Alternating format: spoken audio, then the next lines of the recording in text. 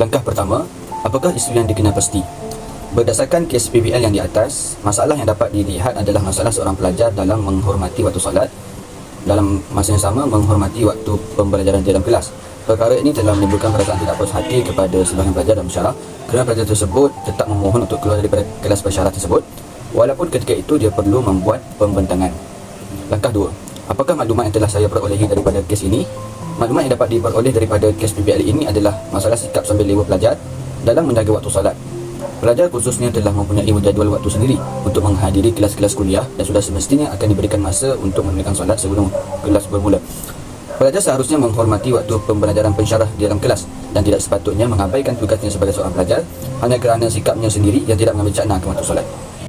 Baiklah, langkah yang keempat iaitu apakah maklumat yang saya perolehi daripada sumber yang dikaji. Berdasarkan daripada ayat Al-Quran, firman Allah Subhanahu wa taala dalam surah An-Nisa ayat 103. Innas salata kanat 'alal mu'minina kitaban mawquta.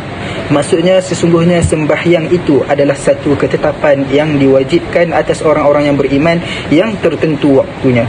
Mengikut tafsir Qurtubi, telah berkata Zaid ibn Aslam, solat ditetapkan untuk masa tertentu, waktunya adalah tetap dan masanya adalah sementara. Berdasarkan daripada ayat ini, tindakan seorang pelajar apabila meninggalkan kelas sewaktu kelas sedang berlangsung untuk menunaikan solat adalah perlu diperbaiki.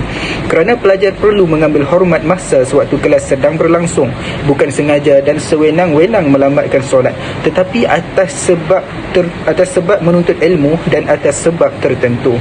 Apabila habis waktunya, kelas menjadi tanggungjawab untuk dirinya menyegerakan solat dan ia dikira solat di awal waktu. Wallahu a'lam.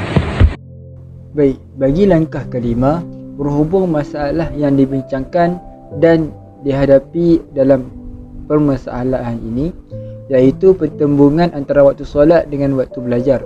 Berdasarkan hasil dapatan, tidaklah menjadi kesalahan dan berdosa untuk melewatkan sedikit waktu solat seperti solat zuhur sehingga habis waktu kuliah.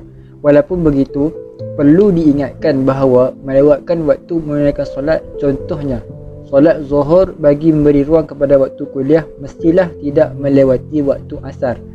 Jika melewati waktu asar, maka ianya adalah salah dan berdosa dan wajib qada secepat mungkin.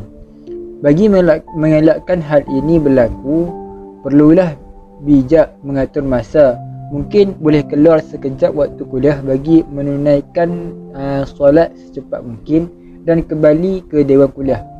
Oleh yang demikian, jangan gusar dan khawatir dengan perbuatan terpaksa melakukan sesuatu yang luar kebiasaan bagi memberi ruang kepada kuliah. Tambahan lagi, waktu diperuntukkan Allah Subhanahu wa taala untuk kita menunaikan solat cukup dan bersesuaian. Jadi kita perlu bijak mengaturnya.